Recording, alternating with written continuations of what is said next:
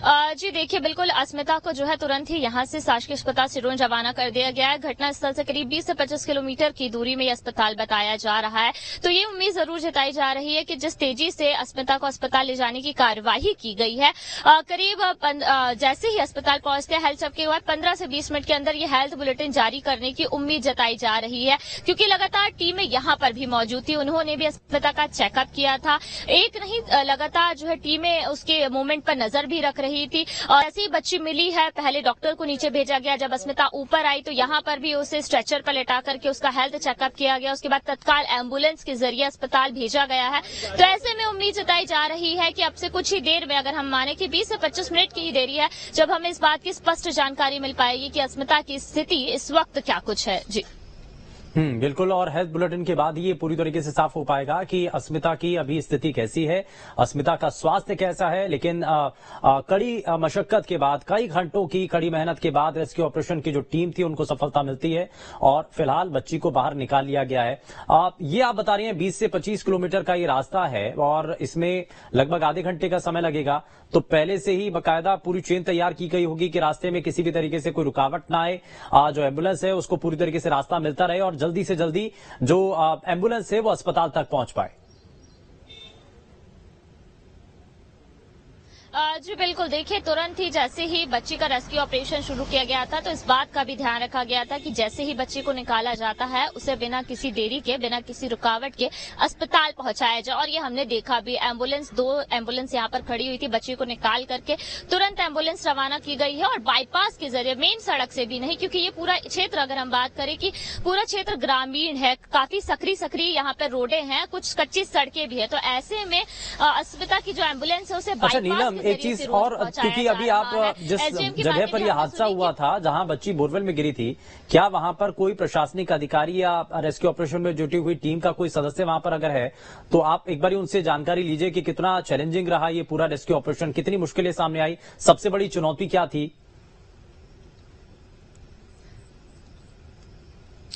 जी देखिए, इस वक्त की अगर हम बात करें तो जैसे ही अस्मिता को निकाला गया है, सभी टीमों को यहाँ से तुरंत जो है अस्पताल के लिए रवाना किया गया है। एनडीआरएफ, एसडीआरएफ की टीमें भी यहाँ से इस वक्त जो है रवाना हो चुकी है। पर जैसे कि हमने तस्वीरों में देखा, चैलेंजिंग, क्योंकि देखिए बारिश का मौसम है और जहां पर अस्मिता गिरी है वो उसके घर का आंगन था।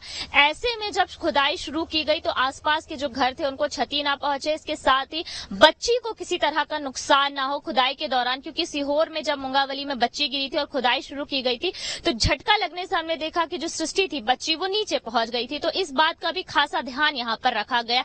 और इसके अलावा क्योंकि लगातार बारिश चल रही है, विदिशा पूरे जिले में भी भारी बारिश का अलर्ट है, लगातार यहाँ रुक रुक कर बारिश हो रही थी, मिट्टी काफी ज्यादा गीली थी जिससे खुदाई में भी काफी दिक्कतें हो रही थी। और यही एक फैक्टर भी यहाँ पर जो है रुकावट बना कि गीली मिट्टी की होने की वजह से खुदाई जब हो रही थी तो थोड़ा सा जो है दिक्कतों का सामना करना पड़ा। इसके अलावा जो पूरा क्षेत्र है वो खुला नहीं था, आसपास पूरे ग्रामीण क्षेत्र के घर बने हुए थे, सटे सटे घर बने हुए थे, घर के आंगन में बोरवेल है, उसके बाजू से खुदाई करना, तो ये काफी चैलेंजिंग था क्योंकि आसपास जितने भी घर हैं वो कच्चे घर हैं, जैसे कि हम ग्रामीण क्षेत्रों में देते हैं उस तरह के घर थे। अस्मिता का खुद का घर भी जो है कच्चा मकान है। तो ऐसे में यहाँ पर ये जो कुछ फैक्टर्स थे जिसकी वजह से ये जो रेस्क्यू ऑपरेशन है वो थोड़ा सा लंबा जरूर खिंचता हुआ भी हमको नजर आया, क्योंकि गहराई ज्यादा नहीं थी, 20 से 25 फीट की गहराई थी, पर कुछ ऐसे फैक्टर्स थे जिनको ध्यान में रखते हुए ये खुदाई का काम शुरू किया गया था यहाँ पर। जी नीलम, लेकिन जो दर्शक हमारे साथ अभी ट्यून हुए हैं, जो अभी देखना शुरू किए हैं, थोड़ा उनके लिए आप बता दीजिए कि शुरुआत से कि कैसे रेस्क्यू ऑपरेशन शुरू होता है और उसके बाद कैसे कब तक पूरा होता है। 8 घंटे का ये लंबा संघर्ष रहा रेस्क्यू ऑपरेशन में जुटी हुई टीम के लिए, कितना चैलेंजिंग था, क्या क्या चीजें थी, एक बार शुरुआत से आप बताइए। जी बिल्कुल। देखिए, शुरुआत की पूरी घटना की जानकारी अगर हम अपने दर्शकों को दें तो ये गांव है कजरी खेरा, जो कि विदिशा के सिरोंज के पास लगता है। अस्मिता नाम की बच्ची जिसकी उम्र 2.5 साल बताई जा रही थी, उसके घर में ही बोरवेल था जिसकी गहराई करीब 20 से 25 फीट बताई जा रही थी। बोरवेल घर के इस्तेमाल के लिए जो है खोदा गया था, पर वो इस्तेमाल नहीं हो रहा था और यहाँ पर एक बड़ी लापरवाही घर वालों से हुई कि इतना गहरा गड्ढा उनके घर में है, घर के आंगन में बना हुआ और घर में एक बच्ची भी है। बच्ची खेलते हुए जो है उस गड्ढे में जाके गिर जाती। जब बच्ची की आवाज आवाज आती है तो घर वाले दौड़ करके उसके पास पहुंचते हैं और उन्हें समझ में आता है कि बच्ची जो है नीचे पहुंच गई है।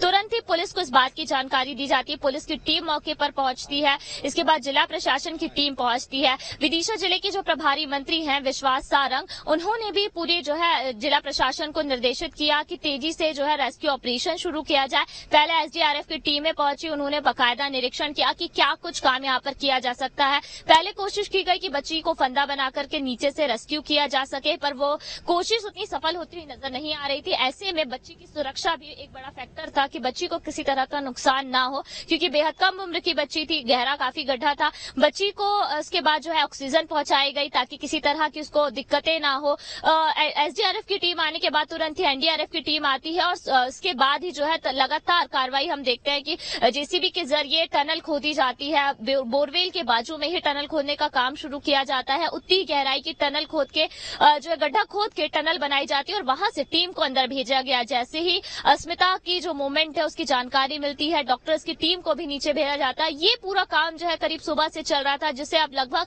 8 घंटे हो गए। 8 घंटे की कड़ी मशक्कत के बाद जो है अस्मिता को निकाला जाता है। अभी उसका हेल्थ चेकअप चल रहा है। अभी उसे जो है यहाँ के शासकीय अस्पताल शिरोंज भेजा गया है, जो कि घटनास्थल से 25 किलोमीटर दूर बताया जा रहा है। तुरंत ही ये कार्रवाई की गई कि अस्मिता को लगातार ऑक्सीजन पहुंचाया गया। इसके बाद जैसे ही बच्ची ऊपर आई, उसका 2 टीमों ने हेल्थ चेकअप किया। पहले डॉक्टर जाते हैं, फिर ऊपर पूरी टीम उसका चेकअप करती है और तुरंत ही उसे जो है अस्पताल भेजा गया है।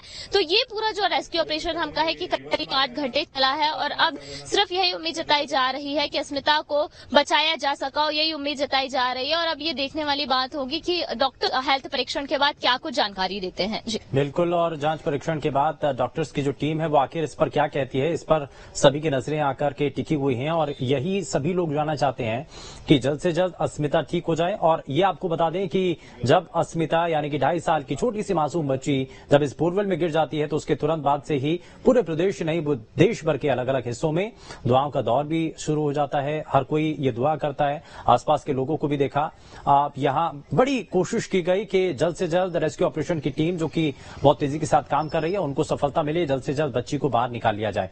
तो ये हर पल की तस्वीर आप तक हम पहुंचा रहे हैं। हमारे संवाददाता ये